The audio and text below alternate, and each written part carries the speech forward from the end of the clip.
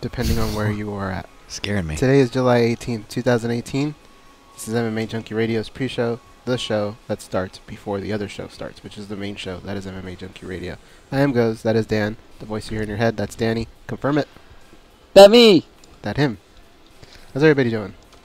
I think Danny good, but I think Danny needs to do add a tack on his own full disclosure line, the voice of Danny is not responsible for thoughts of burning, arson, go through because people are gonna be like, well, my day started with this guy named Danny Oakers in my head, and he told me, we don't want to put Danny in that position, right? Right, Danny? Correct.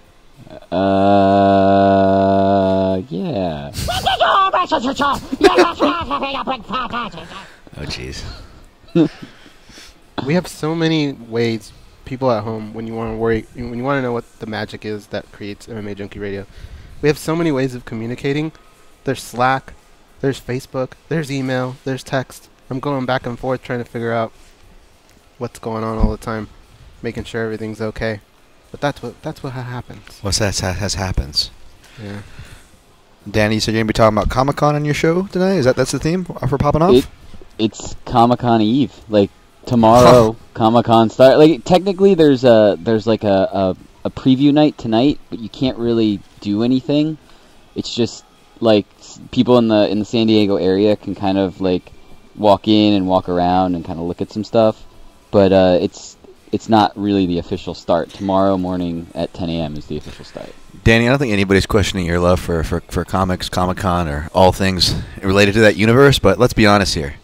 Pie chart of going to a Comic-Con, how much of that pie chart is for, let's be honest, nerdy chicks, because they rank high? Yeah. Well, my first major Comic-Con was New York City Comic-Con last year, and I was blown away by how... You were what? Awesome. I thought that the costumes, it's almost like you have to think of a different word because they're so well done. It's like they walked right off of movie sets. It's crazy. We are coming up in a minute. What is that? Yeah, that is super loud. Yeah, fan. It's George's fan. Was it on the floor? Oh.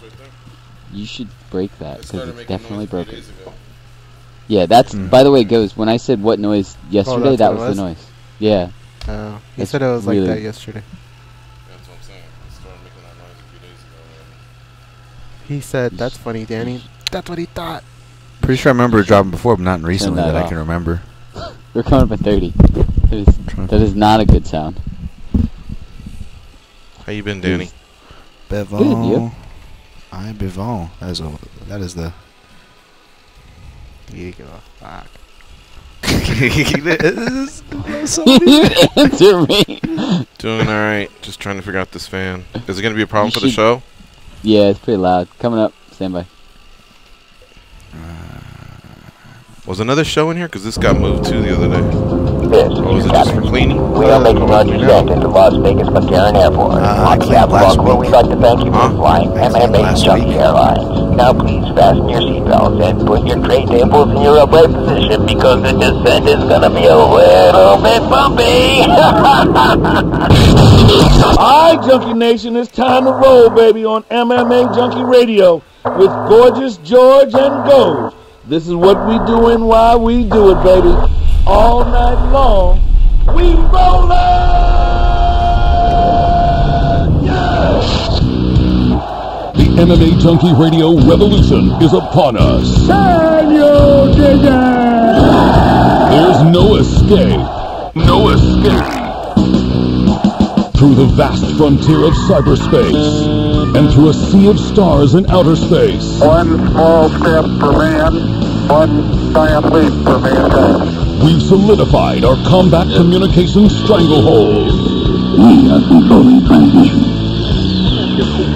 With the use of MMA Junkie Radio and SiriusXM satellite radio technology.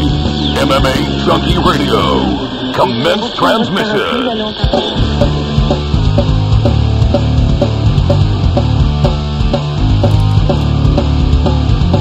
Live from MMA Junkie Radio HQ in the fight capital of the world, Las Vegas, Nevada. Here are your hosts, Gorgeous George and Goze.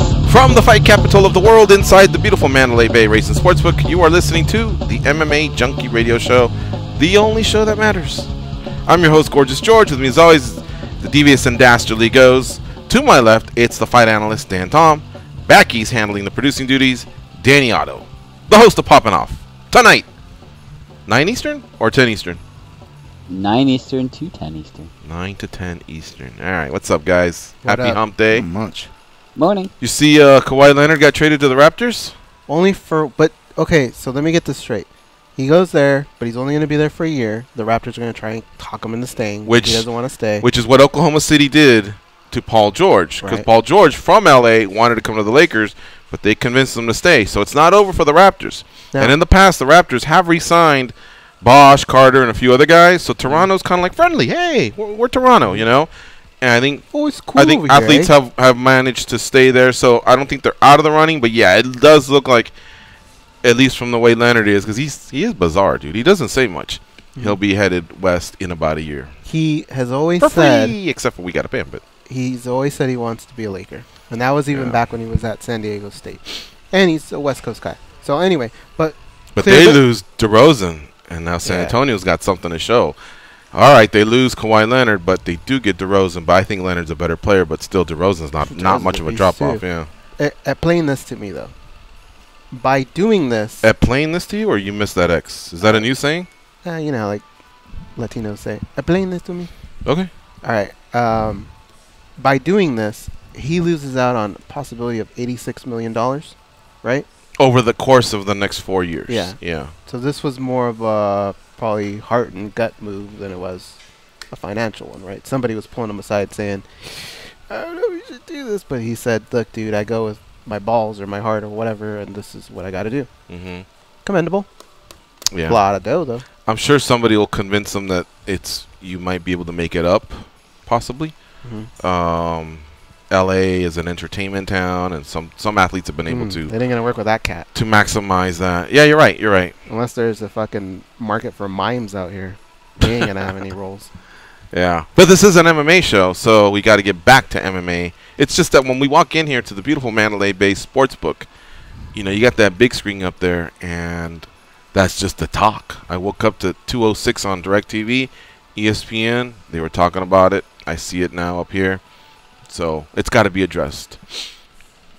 Speaking of the Lakers, I predicted they were going to win last night's Summer League final, making it 2 years in a row. They lost. However, I'm not on the hook for that, and I'll tell you why. What? I misspoke. They didn't win it last year. Yeah, they did. No, what is it? Last year they won it. Well, I said they were going to go back-to-back and win it this year, but I misspoke. I meant to say they're going to lose. Wow, dumb George. You're right, and that's the word I would use for our president, Donald Trump. He misspoke. All right. misspoke. Okay, yeah, that was stupid. Yeah. In front of Putin, he said something else, but then he thought about it and he realized he misspoke. And I tweeted that earlier today. Who's going to be the first person in MMA to say they misspoke? Dan Stupp had a funny retort already. But can you imagine Schaub, for example, I misspoke. saying, I didn't mean to say Eskimo brother. I just meant to say he's a brother from another mother. Yeah. What's all the fuss about? You know, I Autocorrect. misspoke. Can you imagine that? Mm-hmm. I misspoke. I want to do that. I want to say I'm going to pick someone up at the airport and not show up and just go, I misspoke. Oh, man. Get real. All right. Today we're going to talk to Curtis Blaydes, Bevon Lewis. Could be Bevon Lewis. Plan to ask him that myself. Bevan. Bevon? Okay. That's what I heard people saying in the crowd. I think it sounds better, yeah. Aspen Lad. All three of them will be guests of ours. We're doing things differently, though, this hour. Usually the first hour is empty for us to chime in on the latest news, take some calls. But this time the guests are coming in about 15 minutes or so. It'll be kind of back to back to back, and then the second hour will be a little bit more wide open. So either way, we create these pockets. There's some time where we get to some commercials, do our daily debate, you know, chat amongst ourselves. We have And, time to kill for 15 minutes, though? We invite you all to participate. Yeah, sure. You got something? Yeah. Contender Series. You were Dana there. White's Contender Series. You were there. Man. Last night, some good fight. You saw it, right? I saw Yes, you sir. commenting on the The kid that got the rear naked choke at the end. That was amazing, wasn't it? Wow, that was my favorite. I think he ended up #1 in my power rankings. I don't know what Goze's looked like during the night, but that was the second fight where somebody was on their way out Mhm. and then came back and won. And the first one being Austin? I'm not gonna say it. I think he's earned it. Austin Vanderfort. You I'm don't not gonna want- say anything else about Austin. He earned one of the 3 contracts? I don't think he got. Did no, get he one? didn't. Yeah, he no, didn't. no. He didn't? I don't think so. He earned the first A+ grade I ever gave out though. My grading the Contender Series, because of what Goze said. Who got it? Who got the contracts? I think the girl got this girl. I know the girl got it. And Bar- then Barber got Macy Barber for sure. I saw that. Edmonds and guy didn't he get it? Shabazian. Domingo, or what was Edmund his name? Shabazian got it, and That then one? Domingo That one, Domingo. got one, which was great. Domingo was my the one Goze just brought up was my Then number I one. My must have power. missed. I didn't think I Domingo was misspoke gonna get it. yesterday, and today I misread. Okay. But that was like he showed Mistakes so happen. much heart, and he had so many people there. He had like Austin? 20 people there. No, Domingo. Oh. Just every here? every fight was really good. It says grading the winners, including Barber and Vanderford. So I just got thrown off. Yeah, I get what you. I That's get what Dan you mean. Tom. So, I get what you mean. but he's not one of them. And No. you didn't create that headline, No. Okay. We don't create the headlines here. right? But you know, it's good that they put him in there because to give him some love, because you know I think there's that big stigma attached, like Goze was saying, hidden in for the guy, and he was able to overcome adversity both on the feet and on the floor, you know, and able to show his skills both on the feet and on the floor. I mean, how do you really ask for anything more? It was exciting for not just 1 round, but 2 rounds, and he got the finish. He came out strong, and then it seemed like he was starting to tire out a little bit. And he took Mhm. some good shots. He was almost on his way out. Like if there was maybe 10 more Yeah. seconds left in the round, he probably would have got finished. Came back in the second round and was still kind of taking a few shots, and then turned it around and ended up beating his opponent. And the fight that we're talking He was about, able to turn the with page. Domingo and Vince, that was kind of almost the same thing, except this Domingo cat the whole time. Every time he would take a punch, he would kind of go, that's nothing, that's nothing. He just kept doing that over and over until he got clocked, and then he fell, and then it was just nonstop. He had there was a moment where it looked like the fight was even going to stop because he took a knee to the head, and it split him wide open. But Yeah. I had never seen a fighter do this. He kind of just went down to a knee and was kind of like, oh my God. And then he had to start fighting again, but he had a huge gash here. He had to go to the hospital, get it sewn up. But the crowd there was nuts. Yeah. Yeah. I missed it, man. I didn't put in my credentials, so I missed it. And get this. So I'm at work, working. I caught the first fight. And then there was also, I was like in and out, right? But there was also, the lights went out, so there was a little bit of a delay. I saw when everything turned blue. Yeah, that was scary. And then the notorious twosome of Mom and Juliet showed up. Ooh. And they walked in. Did you hear the Debo music when they were coming around the corner? Well, I expected them because they walked the strip and went shopping together. But they walk in, and that pulled me away, oh, hey, you know, from what I was doing. And then we got to talking, how was your day? And I spaced it and forgot there were fights. And then we got to talking a little bit about the studio. That's why, if you noticed, a few things got moved around. Mhm. And I look, and I get back on, and they go, and Macy Barber gets the finish. You I'm missed like, them all? well, I missed the last 3. Oh, okay. Ooh, those are And- good ones. Those are the best ones. I know, and so then I just turned and looked at them both. They weren't looking at me, but I was like, Juliet, Mom. And so by that point, what am I going to do, you know? So now I just turned it on, and I want to hear what Dana White has to say. And, you know, he announces who the winners were. Closed the laptop, took off. But it's this conversation I was having with him as well. I am never more busy than right before as I'm getting ready to send the preview off, send the numbers to Danny, and then go upstairs, get ready. It's like everyone waits for me. My girlfriend, my mom, my friends, my family, everybody to just all of a sudden hit me with shit. You know? Mom, you just spared me because I'm sitting here, or am I part of that team too? No, because you're gone by then. So not really you. I mean, sometimes you'll send me a text, hey, bro, you know, this is happening or whatever, just to update me, but I don't think you I'm really... Brad Tavares when I text. Hey, bro. Send that preview, bro. I had a good conversation with Mom. I told her, there are times when I'm driving and she says, you should leave sooner. You're always waiting until the end. And today, she wanted me to try on some clothes. And I said, but this is Las Vegas, Mom, right now telling me to do this. But if I was driving, California mom would be telling me, why didn't you leave earlier? So you see where your predicament we're in here? You're trying to slow me down. She take it like a champ? No, she doesn't take it like a champ. That's the thing. She just kind of like, she gives me more attitude when, I tried to put it real nicely, when it'd be so much easier it'd be so much easier if most of the world could function this way. But it'd be so much easier if you just took a deep breath, and like Goze just did, swallow some water, and then just go, you're right, I'm dumb, huh? And then that's it. And we have a good giggle, and then that's it. But we solve the problem, and then we all move on. But instead, people like to argue and go, yeah, we'll take that. How's that sound? Take that. Oh, how about this? You know, and then it's like, so then I'm one of those that gets caught in that. I get caught in that sometimes with the king of Facebook, Ford, and a few of the other dudes. So that guy Blake, who writes the novels. Balak. Howie D. Sometimes. I mean, a lot of people. You know, I got my all-star team there of people that just relentless. You got to look at your watch and go, well, let me move a meeting here because this isn't gonna end once you jump in there and start battling. Buffalo Blue, Dwayne, a few of them guys. Just depends on the topic. Your Sherdog record's long though. You like brawls. I do like. There are times when I do like brawls when I'm killing time. Like sometimes the process. We upload the archive and there's a process to it, so I know I got 10 minutes. So I'll brawl real quick. There's a guy named Gavin. I think I'm in there brawling with him too.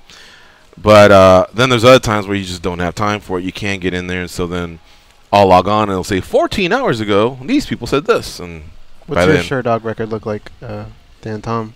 For brawling online, you know, I've been pretty lucky, man, especially considering how much I'm on Twitter, and what about B? The fact that I'll get to C. No, there's no C. And B, just the fact that I got to make picks and all that, just being in that field. You know what I'm saying? It kind of comes with a yesterday, just like life, like with family, with people. Oh, I actually relate. I relate a lot. I feel bad for saying this because I feel like the biggest jerk complaining about my mother, who I love, but I get what a lot of George is feeling without knowing it. Just hearing the descriptions from an outsider perspective, because I'm the same way. You know, especially with you know Dan Tom. He was always complaining about an airtight schedule and whatnot. So when little things get in your way, I'm almost like and just like how we often do, we hurt the ones we love, so to speak. I think that saying comes from somewhere. So when those hurdles are from someone you love, and maybe on a subconscious level, maybe you think should know better, ought to know better. How you put it, George? You know, you should have better known better. You react a little stronger, even though it's your mother and you love her, right? But you kind of react stronger. Well, I tell my mom, I say, I'm half of you. I got half of your chromosomes and traits and all that stuff. I wish she would understand that I'm half of her. You see what I'm saying? Sometimes she doesn't. No, that's a good point. But I'm half of her, and I tell my dad the same thing. But like I say, I think I'm pretty easygoing, and most people get the best out of me, or the best of me, of our relationship with her. But there's times when I do put my foot down, and I do lash back, and then it sucks. But I think I build up enough equity and credit with my family where they can go, he's having a bad day. Leave him alone. He lost his temper or whatever. But for the most part, you know, my record's not very long, but I'm like Herb Dean. I've reffed a lot of fucking fights on Sherdog. When you look, you've reffed? Yeah, I've reffed a lot of fights in my life.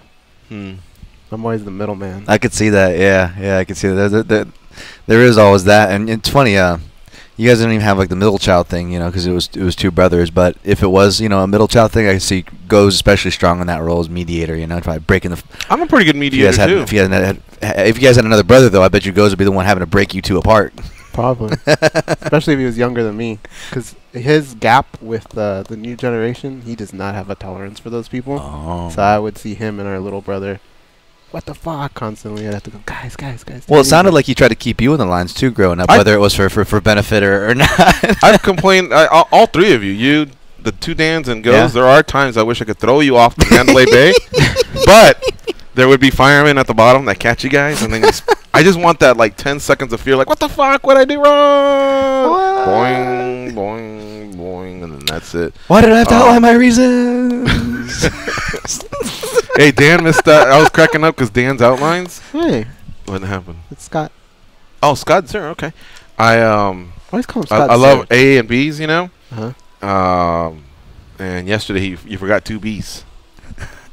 I get a kick out. I don't know why I get a kick out of it. Yeah, that's the craziest thing, man.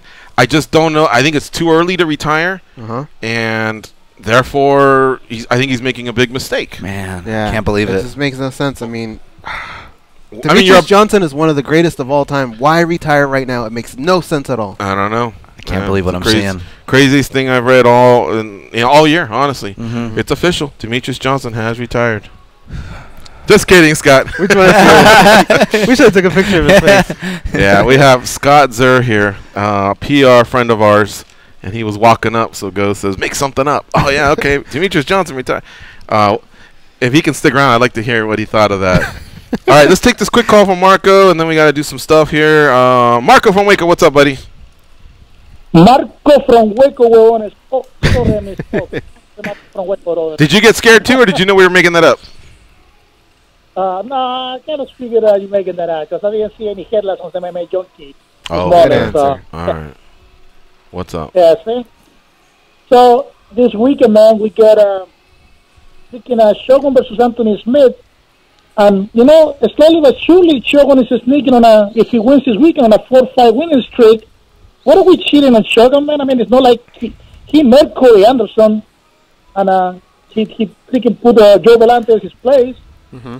I was thinking, title should he be Anthony Smith this weekend, dude? I mean, it's still Shogun, you know? Well, what helps And him out is the... Oh, sorry to interrupt. What helps him out is the fact that Daniel Cormier, that name's come out of his mouth. He's already said that could be a possibility. There's no way around it, dude. I mean, 4 in a row, especially in that division, it can be tough to do. He's a former champion. That helps to promote stuff. I could maybe see it happening, but really, I don't know how much of a test that would be for Daniel Cormier. I don't know if he wants to go that route.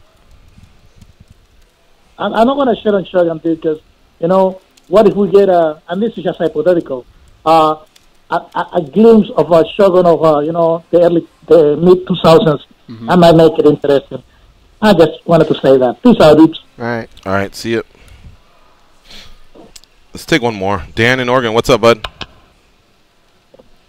What up, junkies? Yo, shout out to you, George. Thanks for hooking Chris up with my number. I was able to meet up with him at Boise.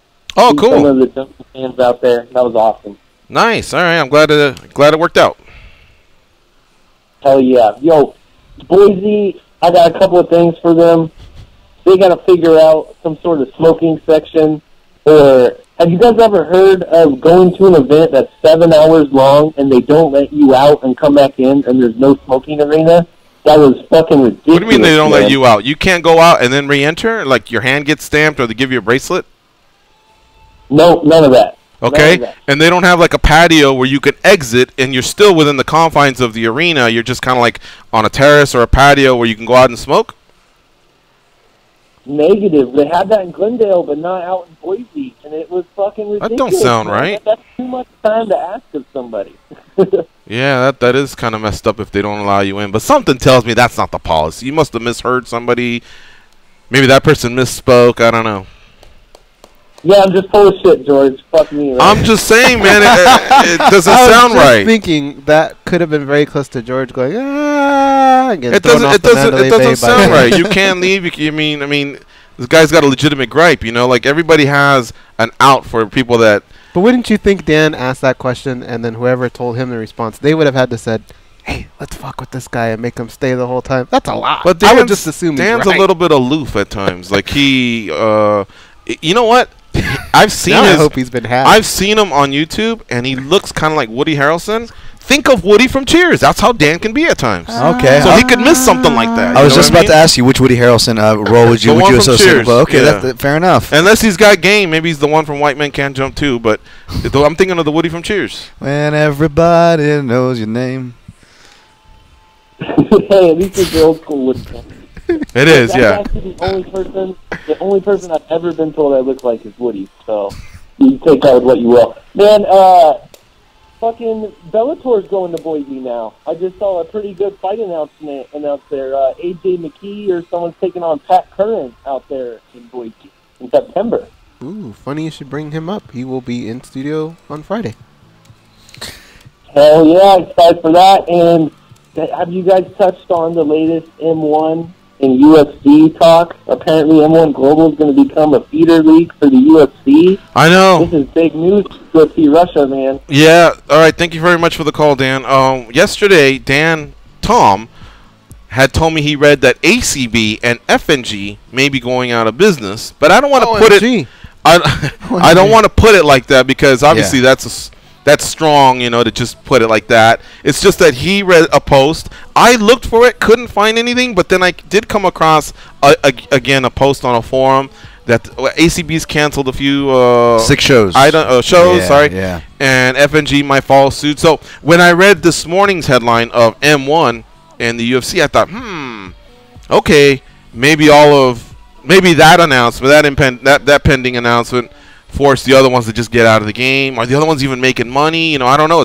This is really, really a tough business. And at some point, I don't care if you're a Russian billionaire, you know, and you got money. At some point, you just look at it and go, that's dumb. We keep losing money. Stop it. You know, Mark Cuban, he spotted it after 2 shows. Yeah. The guy from Bodog, Calvin Ayre, he spotted it. You know what I mean? But, again, let's figure out what's happening with ACB and FNG. People have jobs. People, you know, the fight. I don't want to cause any panic with fighters or managers, but Dan did read that, and I also read that. I'd like to see what comes out of it.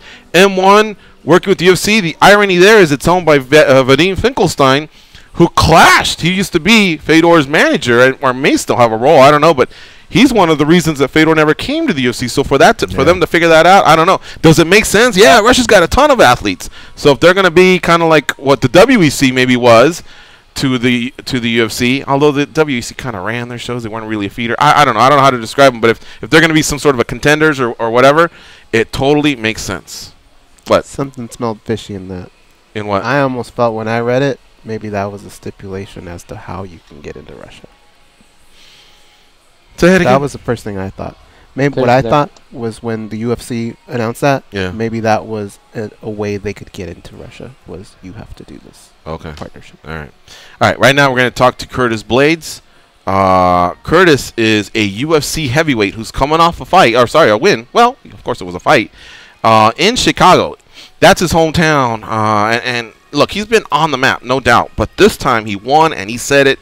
He's telling us what he wants, and that's a title shot. He feels like he's there. Now he's won 5 in a row in the heavyweight division, and overall his record is 10-1. But now he's got Hunt and Overeem. Those are skins that hang on his wall, and those are respected. You know what I mean?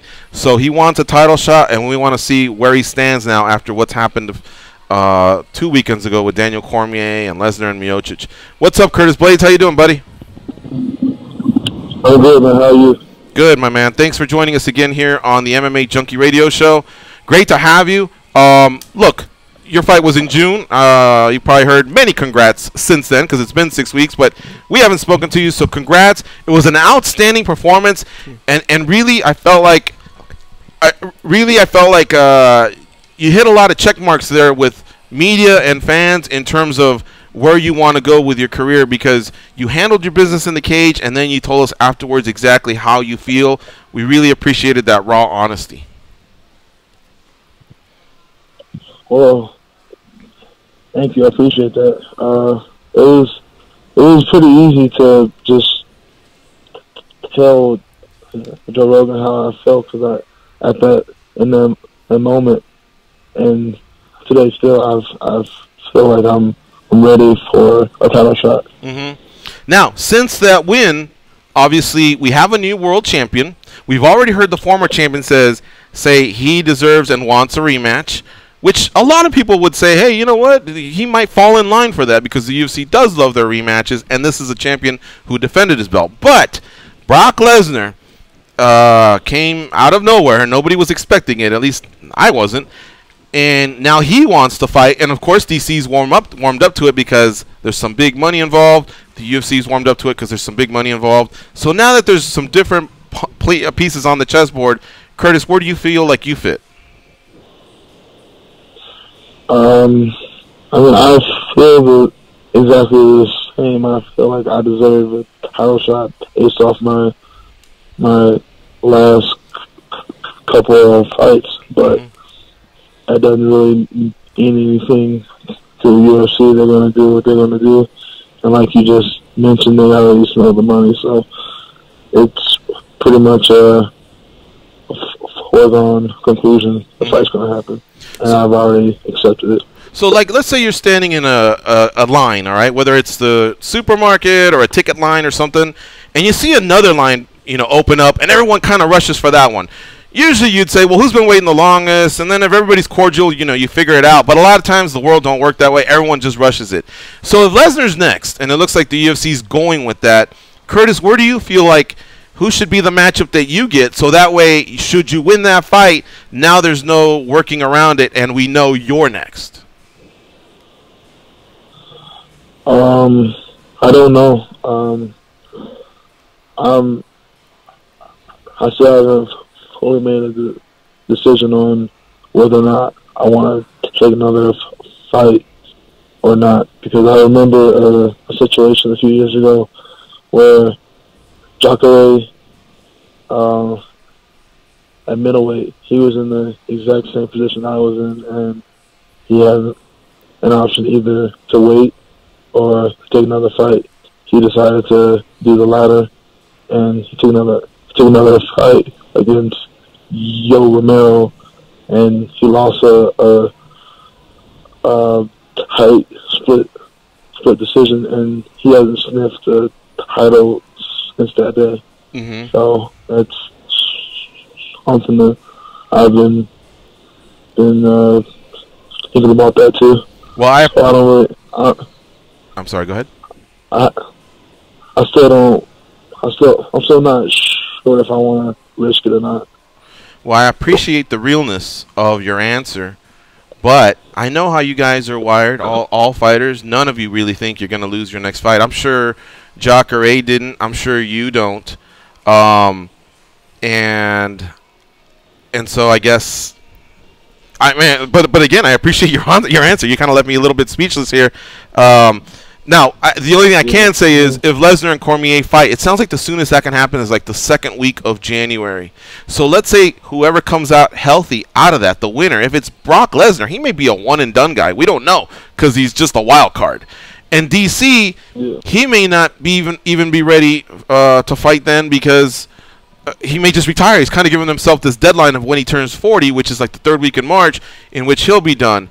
So at that point, Curtis, would you be willing to wait since June of 2017 all the way till sometime in the spring of 2018 to fight for a world title? And again, that's if everything lines up kind of like the way we're saying it.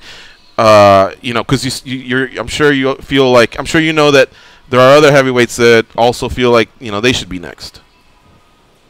Yeah, I mean, I'm willing to wait because I have this feeling that the UFC, they don't really want me to have the belt beat because I don't have the most exciting. My style isn't the most fan friendly, so I think they would take every opportunity to not give me a title shot because they're realists like me. They know my wrestling is the X factor, and if I have to, I'll just take a guy down and pound him for 3 rounds. Which they're right. It's not the most exciting version of fighting, but it is the most effective, especially going against the heavyweights I have to go against. They're not really grapplers. I'm the only distinguished grappler in the top 5, I think. So, me taking another opponent, me winning, I don't think they would even care about that. I feel like even if I called out Stipe and I won, they'd probably give it to Cain Velasquez or who knows, maybe even John Jones or maybe Junior Dos Santos. There's so many other guys that I know the UFC would rather have as the champion of the heavyweight. Curtis Blaydes, our guest here on MMAjunkie Radio. I just want to say, Curtis, because I'm going to turn it over to the co-host here, I do got to go to bat for you. Yes, you do have a wrestling style, but at least you go out there and you finish fights. I got to give you that because I know that the UFC's been turned off before by guys that wrestle and grind you and get the decision, and that's it.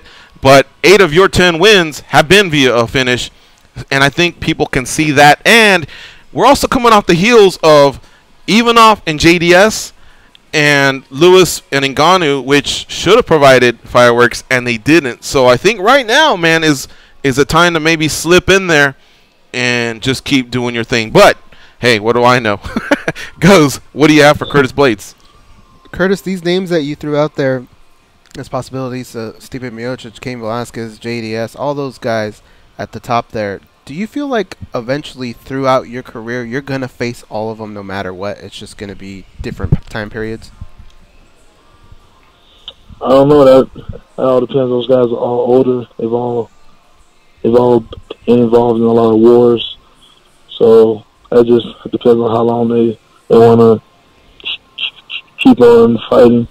They could all easily retire within the next year or 2 years. So, but if they do stick around, yeah, I could see me having a fight Junior, maybe John Jones if he decides to bump up the heavyweight. There's so many variables involved. It's really hard to predict past like a few months. Sometimes in the past we've had fighters that the UFC has kind of said they don't really like their style, like you had mentioned about yours, and they've adapted to that a little bit. And sometimes it's worked out for them, but sometimes it hasn't. They've ended up doing something that they're just not that great at, and they get caught. Have you ever felt that pressure to maybe have to change up your style at all, or do you feel like you're always going to stick to your guns? No, I'm always gonna do what I do best. If the UFC doesn't like it or if the fans don't like it, I guess the only option is for them to release me, because I'm going to keep on doing what I have to do to win. I'm not going to risk brain injuries to put on a show for people I don't know. I feel like what happened to Max Holloway is what happens when you like to stand and bang. He had to pull out a UFC 226 due to concussion-like symptoms, and I feel like people don't want to address it. But I've had this discussion with my coaches, with my roommates, with other fighters. I think it's a direct result of all the wars he's had, all the heavy hits he's eaten. Wow. All right. Interesting. Curtis says he would leave the UFC if he had to, if things didn't work out, and he's sticking to his guns. All right. Dan Tom, our fight analyst, what do you have for Curtis Blaydes? Hey, Curtis. Yeah, I find that interesting. What you just said as far as the Holloway issue goes. Sometimes I have this. It all sounds like bro science, because really there's so much we don't know about the human brain. But there's that argument where these guys with really good chins that can take these shots, you have to pay the bill in some form or another. So that's definitely something to be aware of. Yeah. But Curtis, let me ask you this: in regards to your style, kind of just putting politics to the side for a second. If memory serves, you got some working with a former coach of mine, Neil Melanson, out in Colorado. Is that correct? With who? What'd you say? Neil Melanson, catch wrestling coach. Were you able to work with him a little bit in the camp, in one of your recent camps out in Colorado? I think so. The name is unfamiliar, but I didn't really do a lot of grappling because 5 weeks away from my fight, I popped out a rib. So after that, I pretty much stayed away from grappling. I got you. Well, I saw you had Cody Donovan in your corner. Is that who's mainly helping you with your grappling training as far as the jiu-jitsu, ground striking, submission defense? Yeah, he's my jiu-jitsu head coach, yeah. I also work with Elliot Marshall. Oh, there you go. Fire Marshal. Good stuff there. All right. Well, Curtis, hey, man, it's great to kind of catch up with you here and kind of get your perspective. Interesting things that you've had to say. It sounds like you're willing to wait things out for the title shot. But, like I say, you're coming off a great performance, and the MMA fans want to see you fight sooner rather than later. So hopefully things line up so that you can get a title shot. I think you've earned it. I think you've beaten some ranked fighters You've got a great record, and you're finishing people, wrestling base or not. That's what the fans want, is somebody going for the finish. So hopefully we can see you sooner rather than later. Thank you. Hopefully it works out, and yeah, I'm able to go back out there and put on a performance for you guys and all the fans out there. All right, thank you very much for the time. We'll see you. No problem. Bye. All right, we got to take a break. That was Curtis Blaydes. Thank you to Rick Guerrero for lining that up. And one of his other clients, Bevon Lewis, will be right up next when we come back.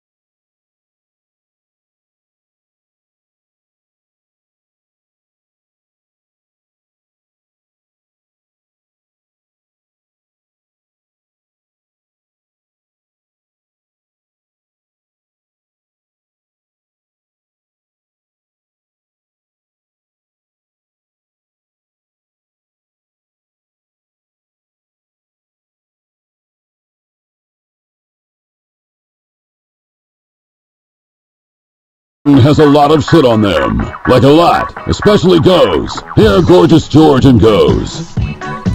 The SiriusXM FC and ICC Broadcast Fantasy Camp is back. This is your chance to be a part of the SiriusXM FC broadcast crew when Manchester United face Liverpool in Ann Arbor, Michigan. One grand prize winner and a guest will get round-trip airfare to Ann Arbor, Michigan, hotel accommodation for 2 nights, 2 tickets to the match, and press box credentials. The winner will get to be on the air as part of the SiriusXM FC broadcast. Official rules and details, and to enter, go to SiriusXM.com/SiriusXMFC before July 19th. No additional purchase is necessary. Longest read ever. All right, let's get to our next guest, Bevon Lewis. He got a win a few weeks ago at the Dana White Contender Series. This is Season 2, and we're about halfway through. He dispatched of Alan Cunningham via TKO strikes. Round 1. He joins us now on the hotline. What's up, Bevon? How you doing? Hey, what's up, George? How you doing, man? Good. Actually, I'm doing pretty good, actually. Yeah, thank you. Very cool. Hey, man. You know, I know it wasn't thousands in the arena, like most of the fights that you participate in, but that was still pretty intense and loud out there. First of all, you handled your business, but you also brought a nice crew with you that had your back, and the matchmakers and Dana White knew they'd be making the world's worst mistake if you weren't one of the guys called out as a winner of a contract. For sure, man. I agree. I agree with you. You know, my crew is right now they're small, but they're very loud. I love them, man. Loud and very supportive, man. When I first walked in, I asked, I go, who you guys with? You know, because there's not much of a media section, so we kind of have to blend in. This is the one time we can cheer for fighters. So we're cheering for both sides in reality, but because they separate them by bleachers, we kind of try and stick to one side. And when I walked in, I saw an intense crew. You know, and this was like an hour before the event. I go, who are you guys with? They go, Lewis. Yeah. And I go, all right, I'm with Lewis then. I got no beef here, you know. Right. It was fun, man. It was a fun night of fights. I appreciate that, man. I appreciate that. I think the talk was, man, you know, when we come, Bevon, they might kick us out. They might kick us out. So, you know, I expected them to be very loud, if not, you know. But, yeah, other than that, the experience was good. Going back on there a second time, that was, you know, also good. And then finally getting the contract, you know, that going my way, just set me in this place to where I finally have this platform to where I can start, you know, being who I want to be, you know, talking how I want to talk, and like, you know, I want to stay consistent with fighting in the UFC, and I just look forward to the future, you know, see where I can build up. You had to feel like you were a front runner going into the last fight. Were you nervous at all that the last fight could possibly steal shine if they only gave out one contract that night? So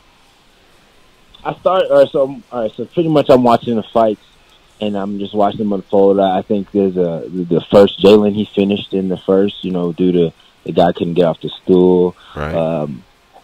And then there was the guy before me that, you know, went in. So in my mind, I was like, well, these guys are finished, and it'd be a shame if I didn't finish. You know, but my whole goal was, I'm not gonna lie, was to steal the show. Honestly, I just want to go in there and steal the show with what I had planned. I had that planned from months ahead of time, you know, going on, you know, to you know, Wounded, you know. Right. I had a full line of salt on in my head on what I want to do.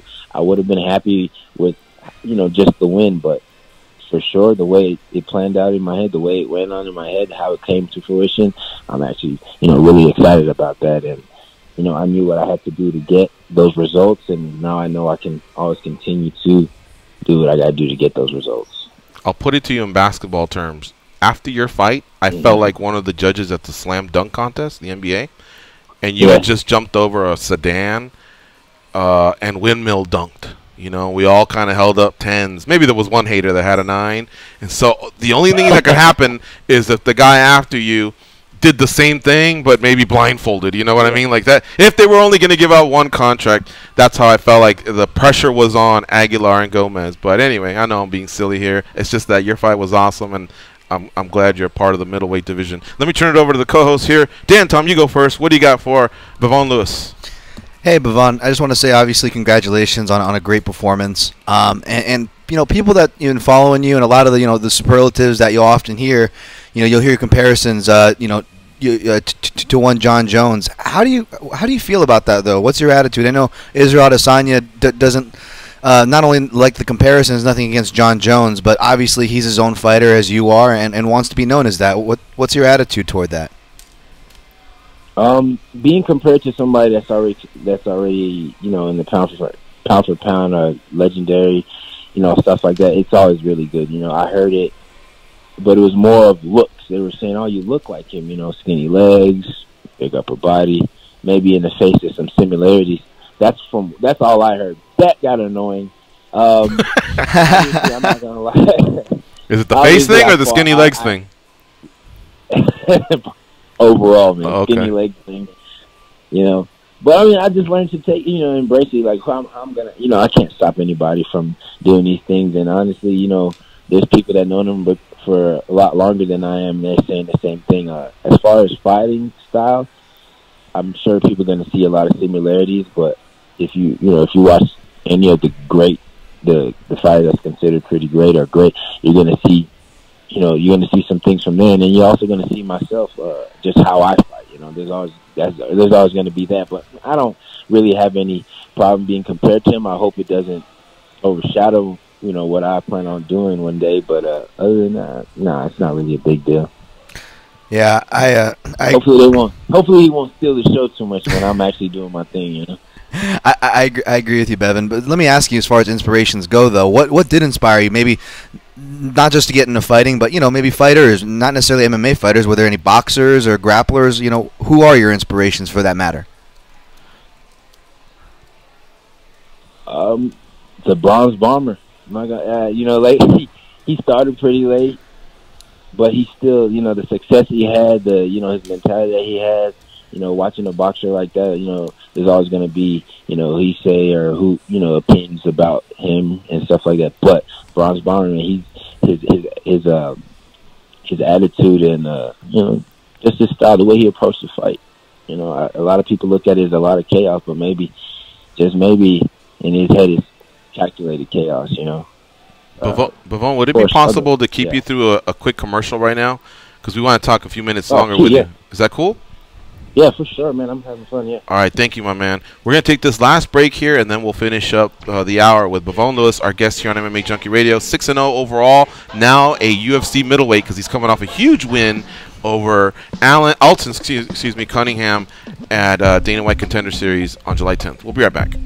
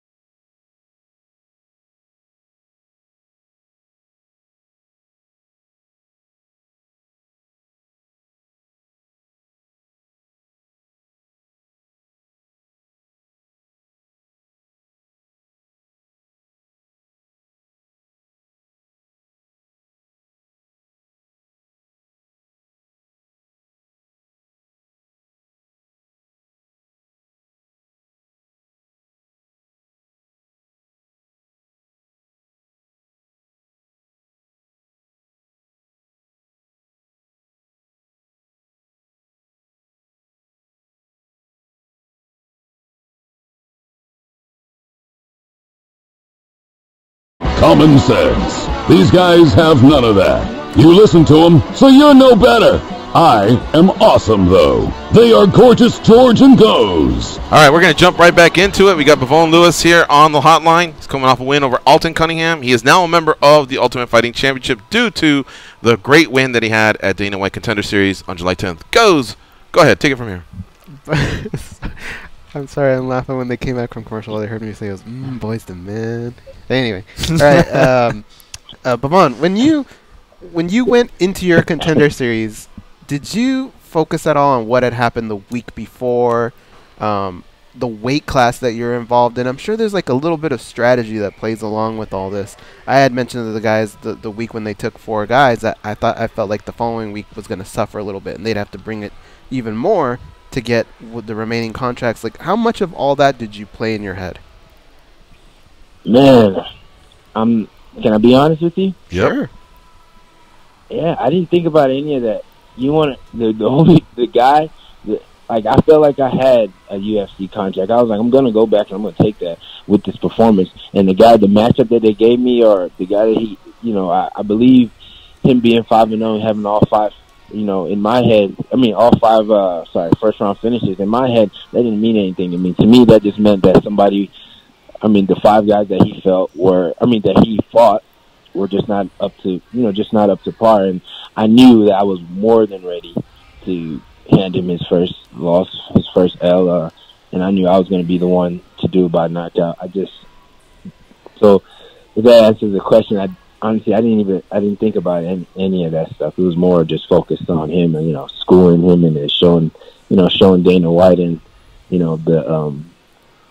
Dana White and the McMahon, that I'm here. I'm here and I'm ready, and I'm on this level. I'm on the level to fight at top UFC competitions. How long did that high last? 27 right now. Oh man, it's still going. It's still going, but now it's turning into more of a, I'm ready to get back to work. I'm ready to show some more. Show the world. Did you answer all your texts? Be honest. Just skip over a few. I had to answer all the texts. I had to, man. I had to take the time and do it because most of them, if you have my number, most likely that we're cool. We hang with each other at some point, and it's always good to show that support back because, like I said, the people that I have, it's not a lot, but they're very loud, and I, only continue to grow more. And if I show, the loyalty that they're showing me, then hopefully, we continue to recycle that. You believe him, George? I think maybe he skipped a few, like a cousin that's been getting on his nerves. Maybe. It's tough to answer them all, that's for sure. Especially after a win like that. What? It's definitely tough. Look, I had more messages on Instagram, and I was like, I'm not even gonna. There's only a few I can deal with. But man, people are gonna hear me. I didn't answer their text messages, and then what? But hey, if anybody out there that texts me and they didn't get an answer back, just know that I appreciate you, and I will get back. There you go. Listen, we only have 30 seconds, so I just want to tell you this on the way out, Bevon. That win was so amazing. I already can't wait to see what they got lined up. A lot of times somebody wins, they're in, you're like, all right, and you forget about them. But right now I'm pumped to see who they're going to put you up against. So hopefully it's soon, and we'll be watching. Oh, for sure. Well, if you like my win that much, I know we got short time, but hey, if this helps, if the UFC bringing me new opponents, and with all the comparisons, I like to fight. All right, brother. All right, we'll be tweeting that and retweeting that. But you're right, we are up against the clock. I hate doing this to you, man, because you've been so cool. But thank you very much for the time, but we will get our retweets on. Take care, all right, Bevon? All right, for sure. All right, see ya. We'll be right back, folks.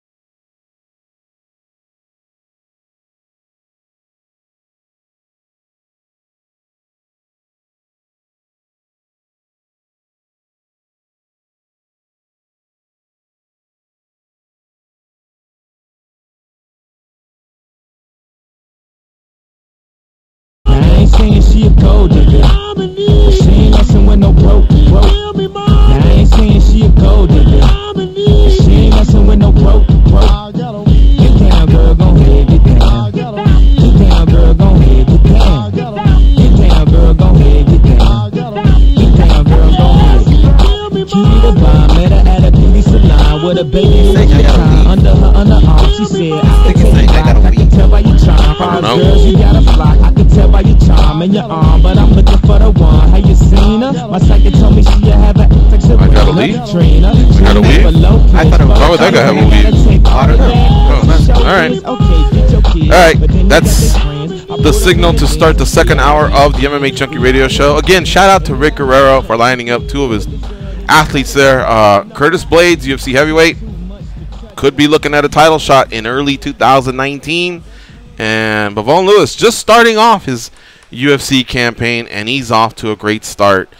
Love seeing the fighters come through the Dana White Contender Series. Now this young lady, we've seen her come through the amateur ranks, then to Invicta, now in the UFC, and of course we're all awaiting to find out what her next fight booking will be. Joining us now is the undefeated Aspen Lad. What's up, Aspen? How you doing? Hi, I'm doing great. Did you already hike today, or will you be hiking after we're done with the interview? After we're done with the interview today, it's going to be a lovely 95 to 105 degrees down here. Wow. What's the trail? Is it going to be like mountains, rocks, streams? Will snakes be encountered? What's in your future? It'll probably be a little bit more urban today just because I have a lot of training on the agenda, so let's see how we're feeling. Oh, okay. So that means like less climbs and things like that, so that the legs don't take as much punishment.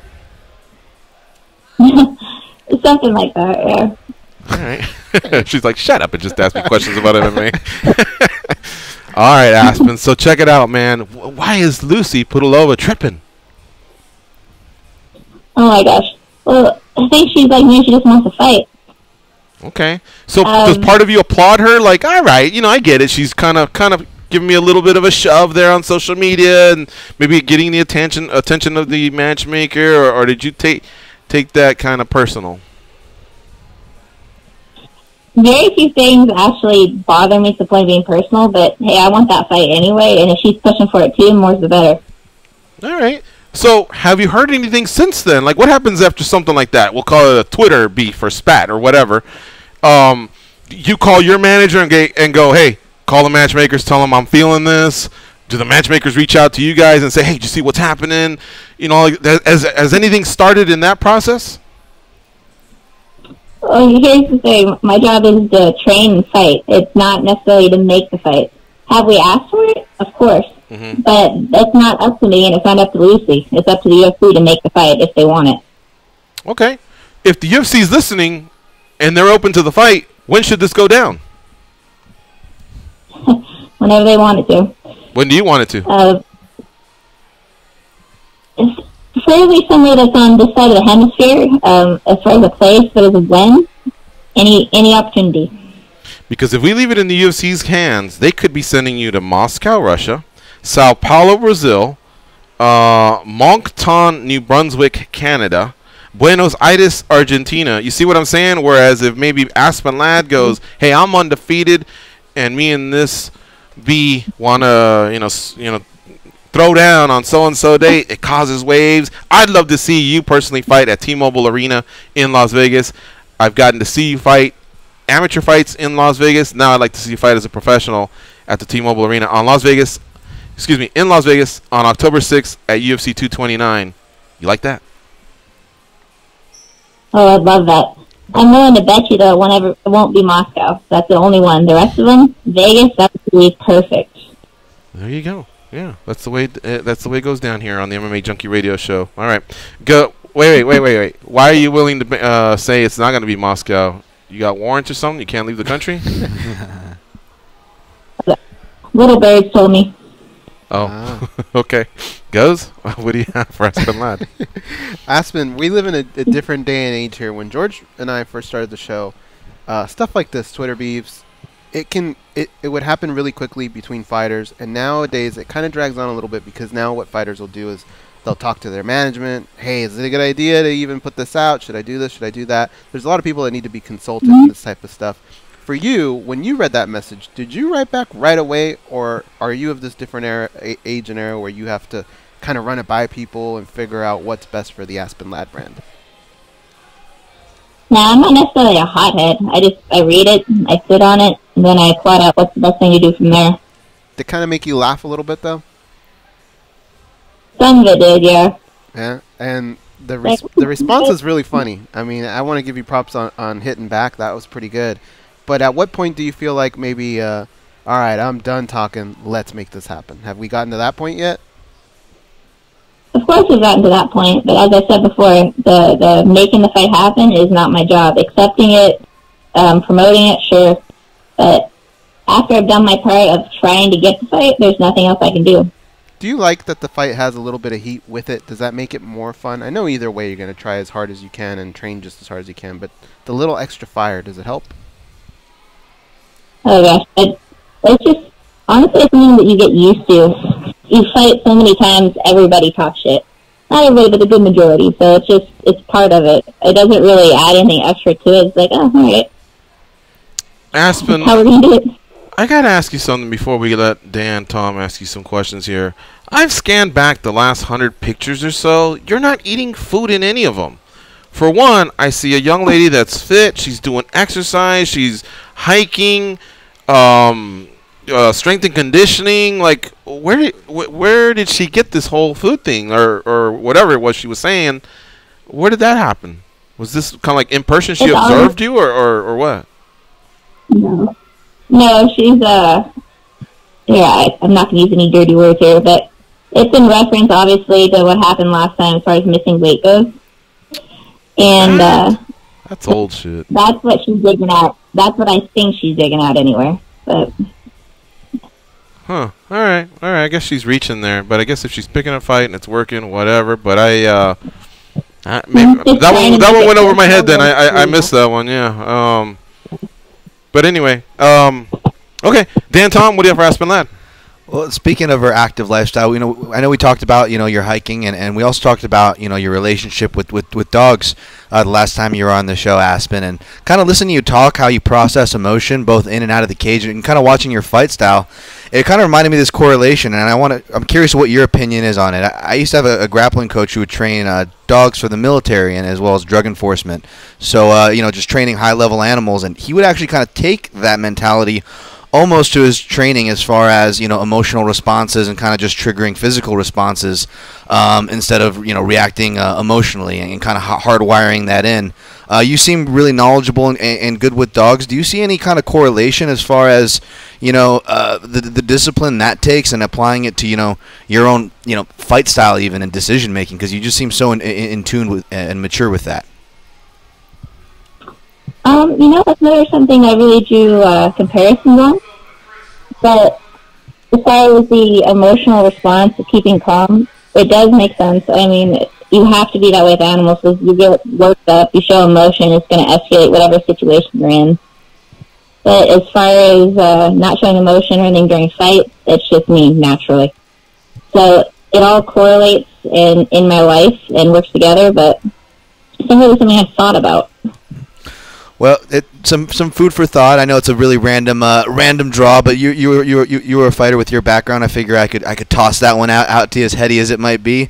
But as far as emotion goes, I've talked about it before on this show. The most emotional I get for an Aspen Lad fight is your walkout. I feel like it's one of those scenes where like people will start montaging and start like entering, walking behind you, and by the time you get to the ring, you got like a whole army behind you. Like that's what it feels like when the song hits. But I've heard this song used. It feels like since our interview even, I feel like I've heard a couple fighters maybe come out to this song. Is that something you notice? Other fighters jocking your walkout? I've noticed it twice before, and it's after I never paid attention before I started using it. I used it my last amateur fight all the way through now, but I've noticed it twice before with other fighters. Very cool. All right. Well, Aspen, I think we got a matchup. I mean, you're warm to it. Definitely, she picked the fight, so she's warm to it. October 6th, UFC 229. We're going to put it out there. You'll be retweeting? Oh, absolutely. All right. There you go. And then, Aspen, is it too soon to even start asking about, the title hunt or anything like that? This is a division that's not the deepest. And, like, literally, Aspen Lad at 8-0 could be fighting for a title. Do you see it that way, or you want to take it slow? Nope. Same as since the beginning. I see it one step at a time, and that's too many steps ahead right now. Right now, if I was to get the Lucy fight, that's the next step. That's, as I keep saying, that's really not my decision to make. We're both out here, both on the table, and just going to see what the matchmakers want, what the UFC wants. And if it happens, great. If it doesn't, then on to the next. Right on. All right. Well, hey, MMA Gold in the house. It was really cool to see you out there, the coaches. You guys got quite a team. You guys have a lot of love for each other. And man, when you guys go to battle, you all go to battle. So much love to the MMA Gold team and what you guys are creating out there in Northern California. Thank you so much. Yeah, you're referencing fluff right now. Anthony Hernandez, cannot wait to see him fight again. Right on. All right, Aspen. Take care. We'll talk to you soon. Hey, bye. Thank you. Bye-bye. There you have it, Aspen Ladd. 6-0. Her versus Lucy Pudilova. Let's do this, right? I think if they pretty much done 95% of the work, right? Just make that happen. If you want two fighters that want it to happen, it makes sense. Just do it. Dude, that was some hard trash talk, too. Maybe, I don't know if it's because it's the female thing where, like, you know, that stereotype where, like, oh, the people react harder because it's a girl bleeding over a guy. Mm-hmm. Maybe it's some of that bleeding over, but when I saw the kind of, like, bully tactics, and again, out of nowhere, I just was just like, do you guys know what I'm saying? Like, does it feel, like, extra harsh? They were like, both kind of funny. I thought they were both They were funny. They did it well, but I was almost like, whoa, shit. crap. I thought there was, like, a story to it or something, but... That escalated quickly, as Ron Burgundy said. Lucy's 2-1 in the UFC, but she's 8-2 overall. They're both in their early 20s. There are some similarities. Aspen, I mean, she's undefeated, but she's only 1-0 in the UFC, right? If I got that right, I think so. Yeah, yeah. But you know, she has been with Invicta, which is considered right before all the women started merging over to the UFC, the it spot. So having wins there also carries, you know, a lot of credence. But the thing that threw me off, guys, Goze knew it right away, but here's what she wrote. All right, she wrote, this is Lucy Pudilova talking, by the way. I've noticed that you've been enjoying food lately. Now, this is dated July 15th. Like, that would have been something you said coming off the, you know, well, not the debacle, but, you know, with the missed weight whenever it happened. Maybe sometime then, but why do you wait 3 months to say something like that? And as I look, just look at the first picture here. Just look at the picture, most recent picture that you could look of Aspen, where you can kind of see her. I looked at this one. I pulled this one out. Let me see what the date was. My computer's slow, but it looks like one of the 3 most recent. But even if you go to that one, she's not eating, and she doesn't look like someone who has been. Same thing right there. Like, I didn't get that. I didn't get that late delayed call out, I guess. Trying to pick at her at the one thing that probably hurts her the most, right? It had a reference to competitive eating, and I know that Nathan's does that thing on July 4th or around that time. So that's kind of what too at New York. Kind of what threw me off a little bit here, but I don't know. I guess it worked, right? Yeah, I mean, she got on this show. She's talking about it. Lots of people talked about that little beef. So I kind of applaud them both. I thought it was. She came at her pretty strong, but I thought it was a pretty good response. And she takes it well, and she gets it. So I'm down. Make it happen. To continue, Lucy said, maybe you're preparing for competitive eating, or do you really want to fight inside the cage? It's the second option. Let's go to the octagon and show who is the, and then to be continued, best of the youngest fighters in the UFC women's bantamweight. I am convinced that when the second round is over, you will want to go out and find an eating contest. That one was kind of dumb. Kind of basic stuff there, right? Because but I guess nobody's going to leave in the middle of a fight and say, hey, I'll be right back. I need to stop fighting. English is your second language type thing? Yeah. Like Paulo Costa saying, Johnny Hendricks, congrats, you were erased. Uriah Hall, you will be next to be erased. But, you know, Paulo's just learning English, so we give him that pass and we give him that creativity. And then Aspen sends something back to her. She says, I will finish you violently, and afterwards we will celebrate at the buffet together. So you can tell she's laughing at herself or whatever. If you can open your mouth again, though. I thought that was great. Yeah, that was a great line. That was a great line. But yeah, Pudilova's before that was about a couple steps shy of like a Brick Tamlin. Where did you get that suit? The toilet store. What's that from? Anchorman. Anchorman. They're having the insult off. I remember with, something with Seinfeld. That's Jerk the store. Yeah. Yeah. What was it? You're the #1 seller. It was the comeback, right? Something like that. Yeah, I don't remember I always butcher those. The jerk store call or the jerk store called. The jerk Ocean store called and they're all out of you. Shrimp, and then the jerk store called. They're all out of you. Well, that's weird because you're their biggest seller, or something like that. And that's when he said, "Oh yeah, well I slept with your wife." Oh boy. All right, I'll tell you what. The second hour was the first hour was a complete mess because we set ourselves back with these commercials. Let's get this one out of the way, and then that way we can take some calls, have some fun, cover the latest news. Thank you to Dave Hirschbein for lining up the Aspen Lad interview, and we'll be right back after this break. It's MMA Junkie Radio on SiriusXM Rush 93.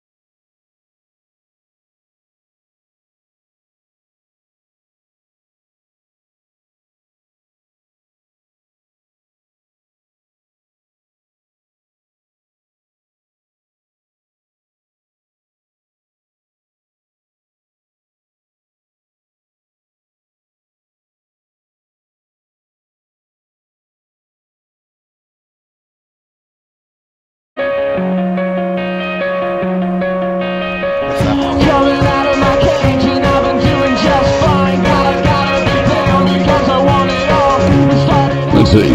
Up, up, down, down, left, right, B-A, start. You told me that code would get rid of them. Yeah, well, they're still here. Okay, but now they know I tried to kill them. Hold on, Mom. Here are George and Goze. All right, we're back here at the Mandalay Bay Resort Casino. That's where we broadcast from. Come by and visit us sometime. The show runs from 10 a.m. to 12 p.m. here in Las Vegas. So if you can get here a little bit early, that'd be even better. If you come during the show, all we can do is wave at you until there's a commercial, and then it's a quick fist bump, and then we're back to working. But come a little early, and we'll hang out, or afterwards as well. Monday through Friday, 10 a.m. to 12 p.m. here at Mandalay Bay. Their social media is at Facebook, Twitter, Instagram.com/at Mandalay Bay. Let them know you heard the at MMA Junkie radio show. That's the best way to get instant. Well, not instant, but your best opportunities to get great rates to stay here. That's what I'm trying to say. This week's really cheap. I know that they're going for $63 per night here at Mandalay Bay tonight, plus resort fee and tax, but still. Speaking of Mandalay Bay, we all know there was a tragedy here not too long ago. One of our good friends was affected by that. And we put out on social media, he had a GoFundMe, and a lot of you people donated to that, and we really appreciate it. Today was his first day back. Nice. So very cool. So I saw him this morning as I was coming in. Billy. Yeah. Billy King from, he works out in the, he used to be one of the he's a bellman is what I'm trying to say. There you go. So we see him a lot as we're coming in and out of the carports, and he's a really, really nice guy, and he's an MMA fan. He's a huge 49ers fan. He's a huge UNLV Rebels fan. Played football with Eric Nixick. Yeah, really, really cool guy. So it's great to see him. Today's his first day back. Also, Lucas from New Zealand had shoulder surgery. So best of luck to you, mate, in your recovery. That's a serious injury. Serious. He plays rugby, competitively, and I'm sure that might be a setback for him there. It's going to be a long road, as we all know, with that injury. I don't know how it affects rugby as much as it does, for example, MMA. Some fighters can be out 9 to 12 months. Like football, huh? Or a real sport. Or a real sport, right? Or Australian rules football, which is in between we rugby. We don't wear pads. Get real. You know how fast football players are smashing into each other? He may be in the hospital still, so I hope you have a great recovery, Lucas, and I know we'll be seeing you soon here in Las Vegas. Also, shout out to my godson, Logan, 15 years old today. Oh, cool. Yeah. And shout out to Burt Watson. His birthday was yesterday. Why didn't you shout him out yesterday, Goze? Well, we didn't have time. Oh, okay. I have a nephew named Logan. Do you? Who I call Weapon X.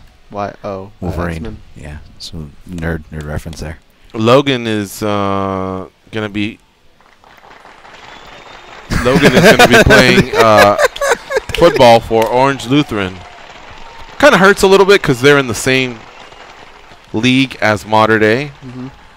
So this will be the one time I'll be cheering against Mater Dei when they play, and I guess I'll be doing that for the next few years because he's my guy. You know what I mean? I got to ride with him. But hopefully, I mean, he's good, guys. Hopefully, if his trajectory continues, we can all be cheering for him when he plays for the USC Trojans. Nice. Because that's where he would love to go. If we played for UCLA? God damn. That'd be 8 years. That'd be pretty brutal. I wouldn't sit next to you if you did. Speaking of riding with, I'm going to rip another program's hypothetical and throw it to you guys for listeners. Okay. If you had to take a road trip from your place in Orange County to, just let's just say, Florida, cross country, right? You had to choose from 4 listeners to share that with. It's going to be Dan from Oregon, Hal from Chicago. Let's go. Kevin from Chicago. We're doubling down with Chicago here. Better be careful. He's on hold. And I'm not answering. This is for you guys to answer. And let's see who's a fourth. Danny, who's a fourth caller we should throw into this mix? That would be Oreo. He's on hold too. Huh? Joe from H-Town. Okay, Joe from H-Town. So there's 2 guys from Chicago, Hal or Kevin. And then Joe from H-Town or Dan from Oregon. Dan from Oregon. And what are we doing? We're driving from Orange County to where? Orange County to Miami. I can only pick one? And we don't want this guy to go, or this is the one guy we do want to go? If you had to pick, you had to pick one. Who would you pick and why? I would pick Joe from H-Town only because I would drive him to Florida and then feed him to an alligator while he's in Florida. And then I would drive back alone. While the other 3 would thank you for not choosing you. Yeah. Choosing them for that. Okay, so again, so this is who we don't want to ride with, right? Yeah. Dan from Oregon would be funny, so we got to leave him alone. Hal from Chicago would be funny, so it comes down to Kevin and Joe.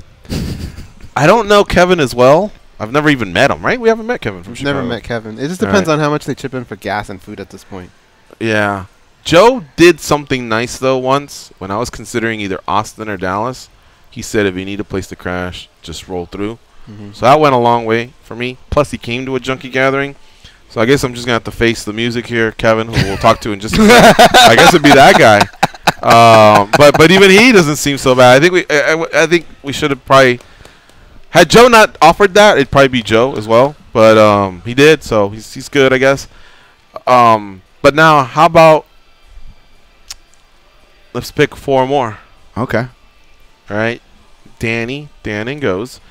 Who would you not want to drive across the country with from Junkie Nation? Now I'm going to give you 4 more. Ready? That I don't want to drive. You don't want to. Okay. Ford, but he only wants to discuss John Jones and Trump. Oh my God, you're really setting it up strong here. Jesus. It's like 4 days of that. Right. Oh my gosh. Buffalo Blue, but he's only going to talk about Liverpool, and once every 10 minutes he's going to yell out Justin Bieber.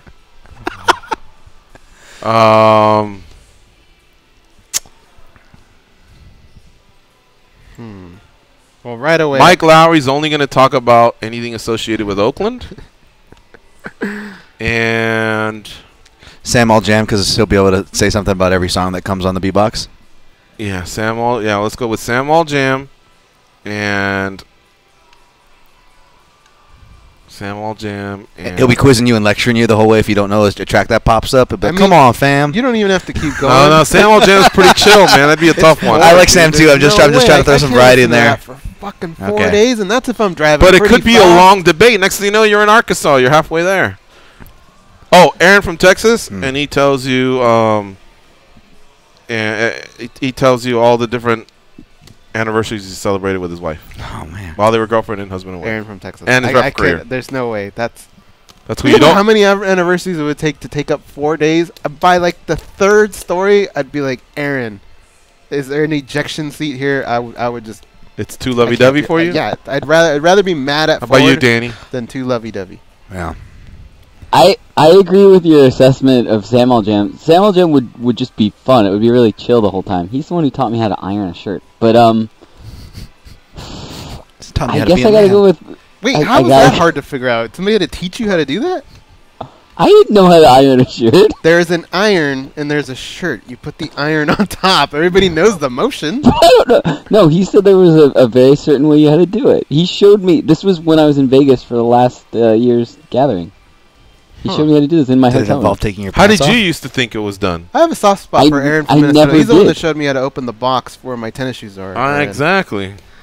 I would have here's my answer. I would go with Buffalo Blue because it'd be really fun. But the reason why I couldn't go to answer George's, I think I would actually be leaning toward Aaron. But then you mentioned the caveat that he'd be talking about the relationship. Because for me, it'd be like, okay, I think me and Aaron could, we got like the MMA, we eat the same food spots. That'd be great. But you throw that caveat, maybe not so much Ford. I feel like I would have get along with Ford the best. But again, you throw the caveat where it's all Trump talk and Bellator talk, and I don't know if I can do that. Those debates, those arguments. I mean, you're not gonna kill each other. You want to though. Those debates. After the first one, you're going. Next thing you know, like New Mexico, Illinois, like we've gotten a long way. And next thing you know, you're laughing about it.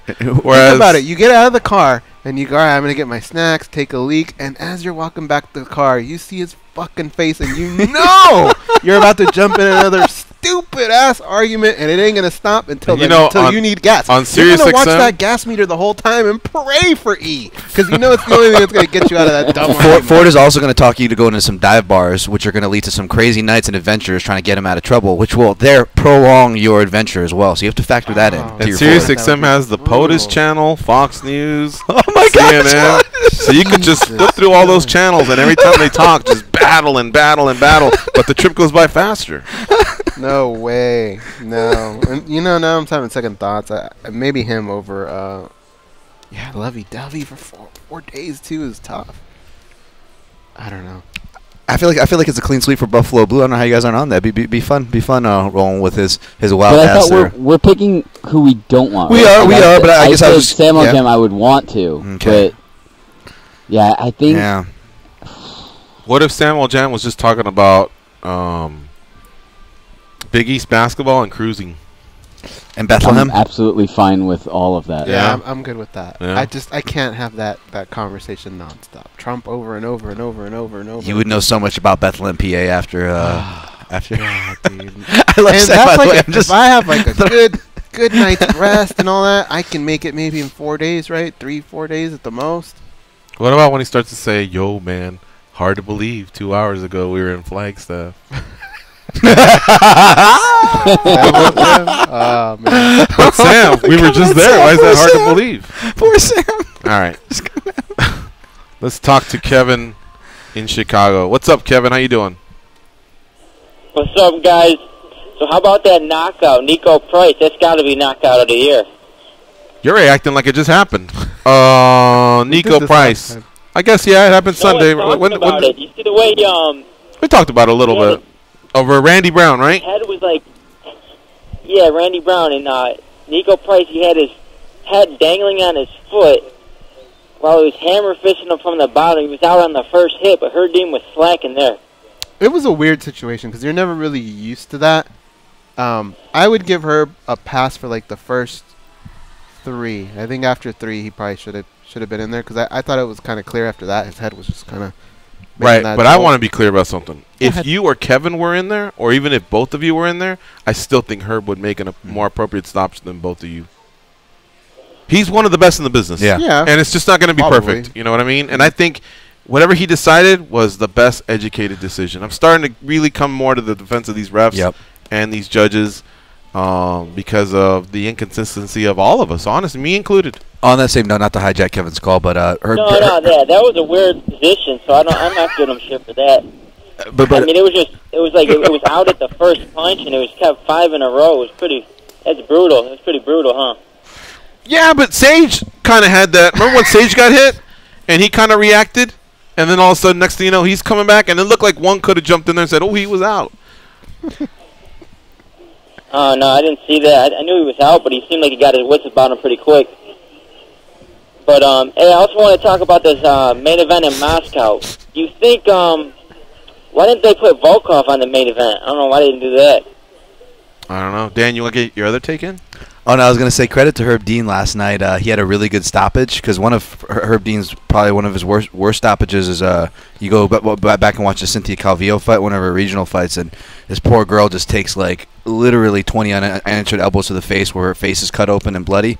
But if you notice that Macy Barber stoppage, the Macy Barber, it was a very similar position to the Macy Barber fight, and as soon as she cut open kind of to the fight that Kevin's bringing up, it only took about, it was about 3 shots and Herb was right in on it. So Corner didn't like it one bit, but they went from being really mad to kind of going, oh, okay.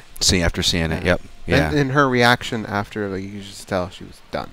All right. As far as Rush is concerned, how do we know that he won't be on the card? Is he on another card? I thought it was Hunt versus some other Russian guy that's coming off a loss towards Blaydes.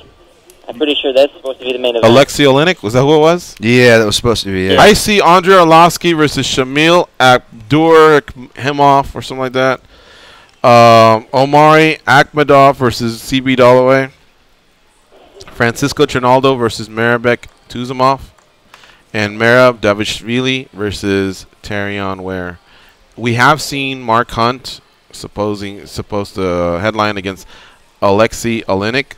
Hunt is replacing Fabricio Verdum, who has been temporarily suspended pending allegations of PEDs. So that needs to get resolved, obviously.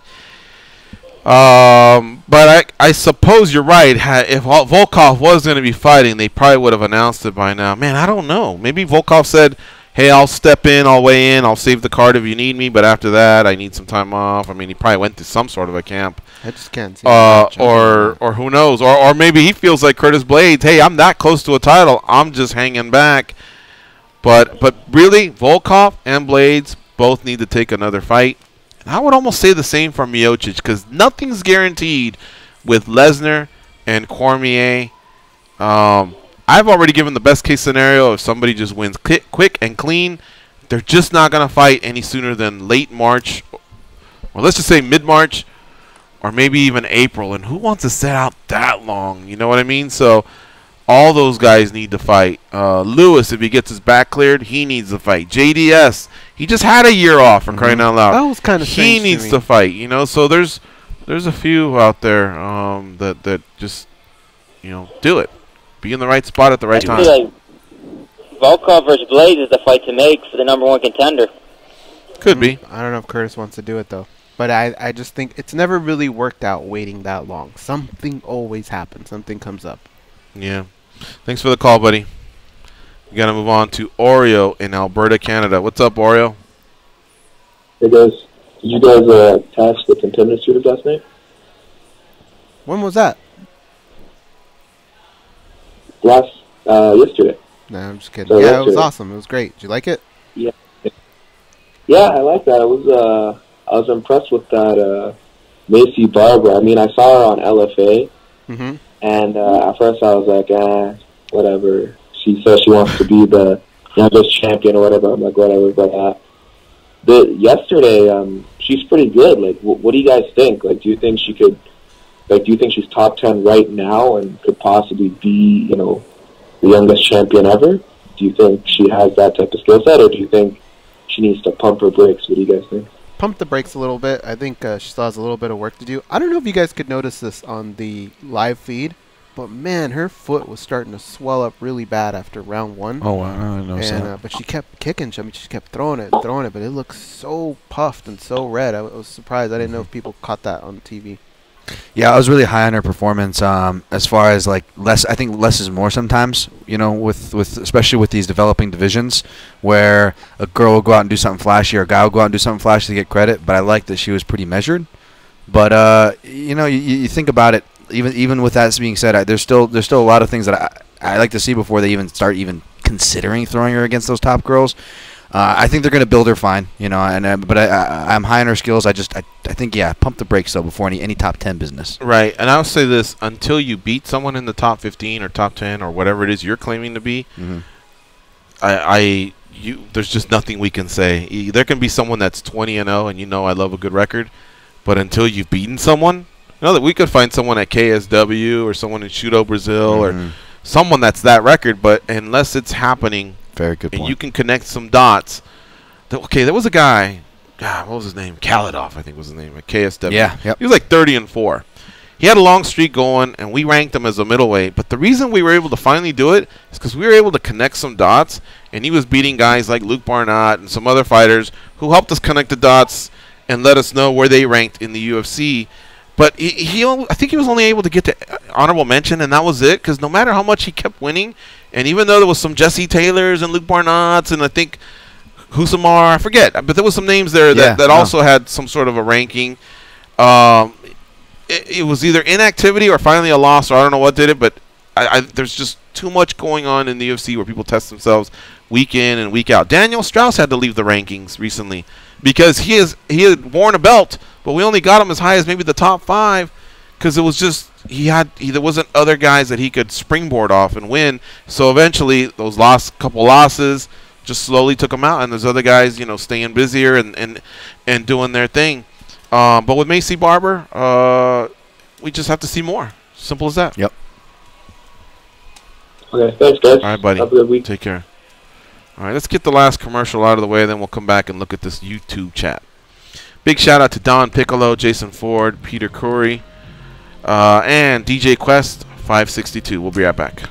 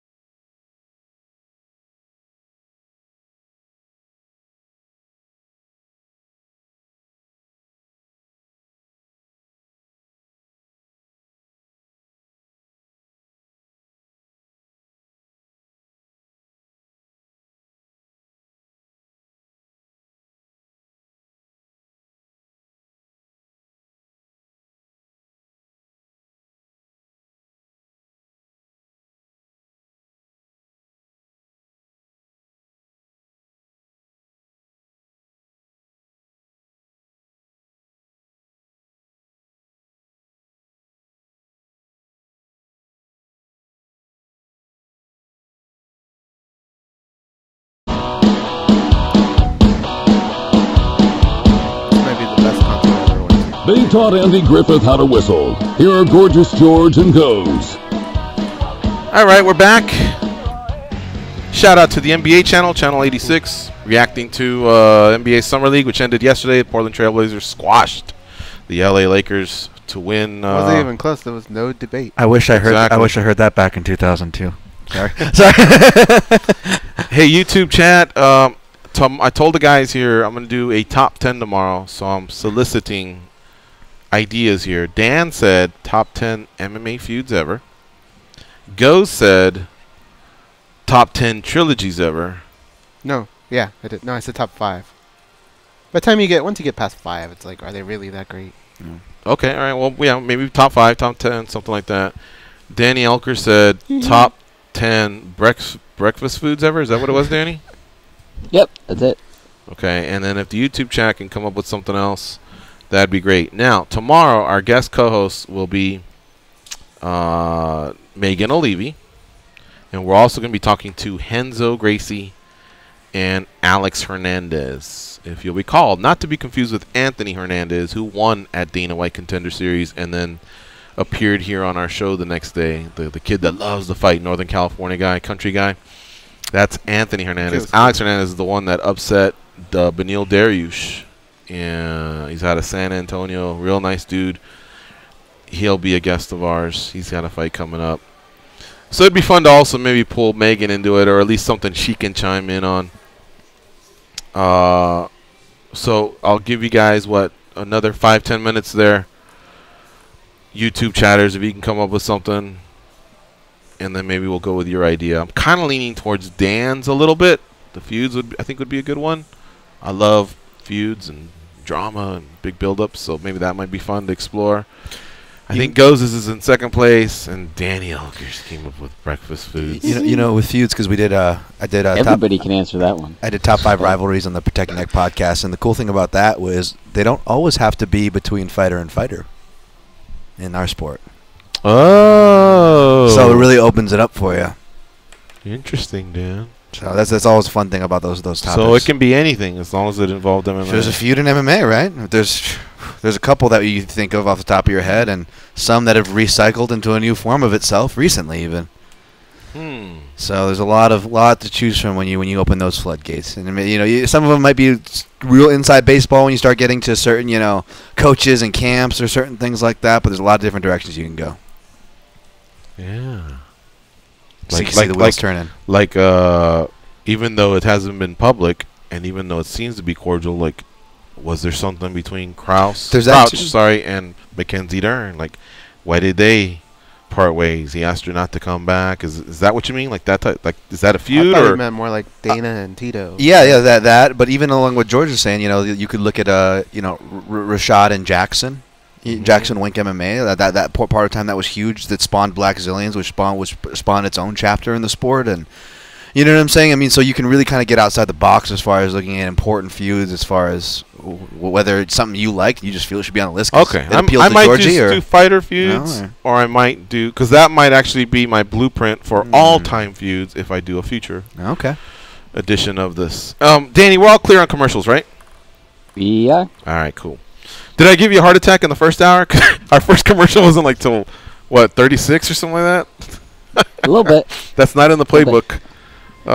Danny Okers was already looking like, what happens if a bomb hits? Do I go in the basement or what do I do? Yeah, the music was playing and he got. I could tell right away. I started the music twice.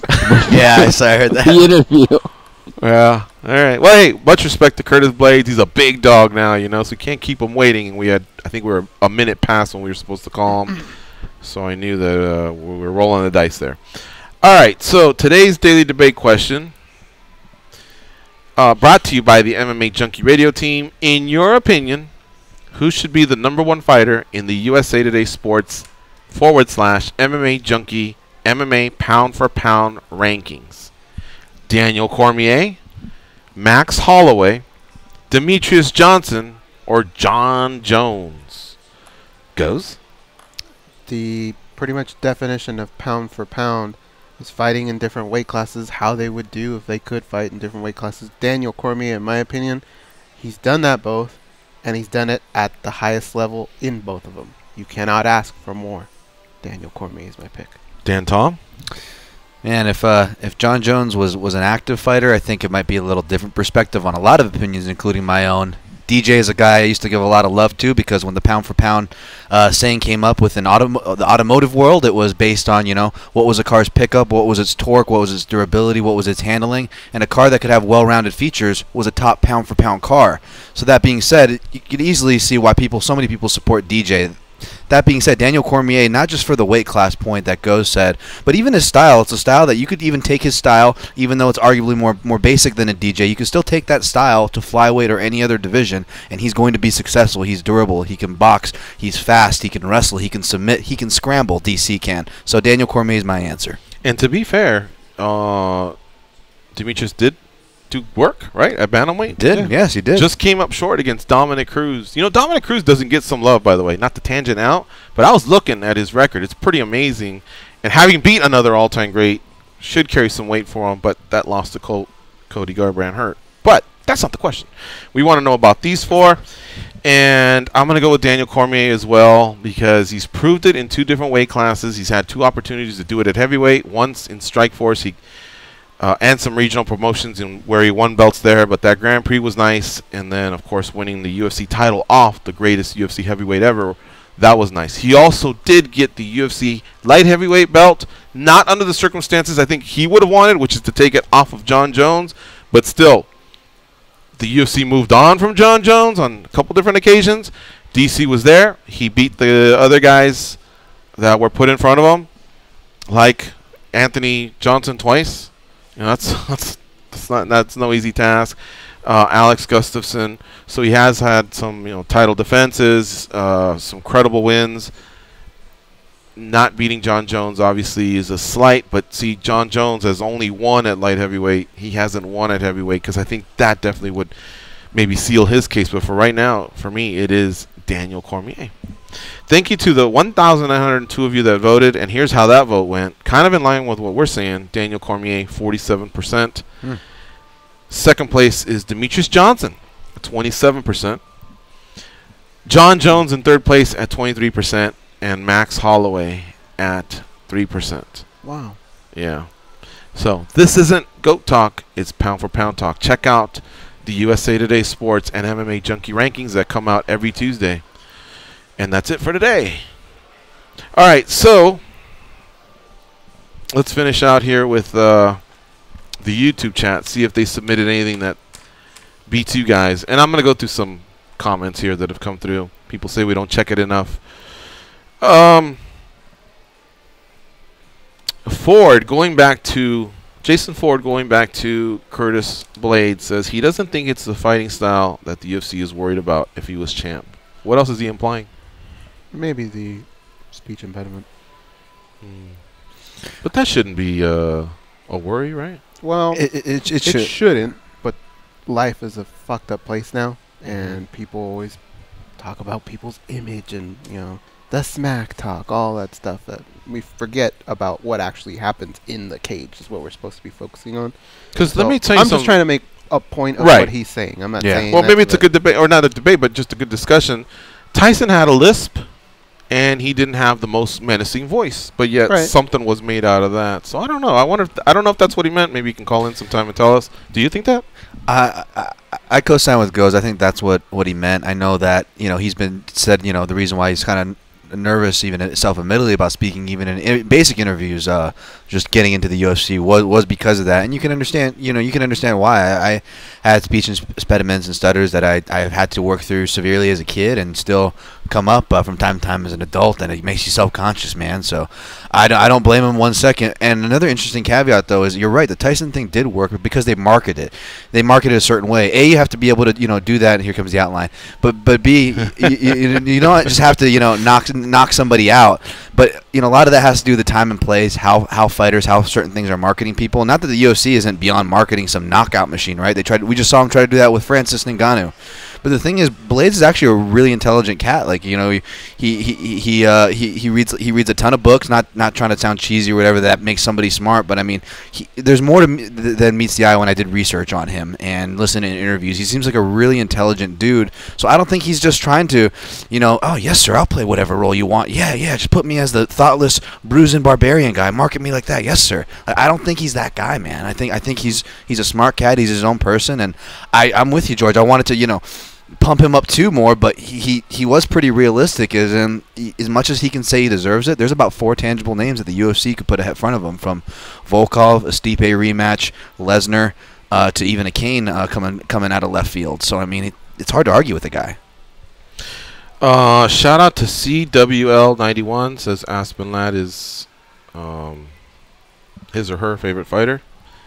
She was on the show as well. He or she wasn't sure if she had caught the interview, so we did have it.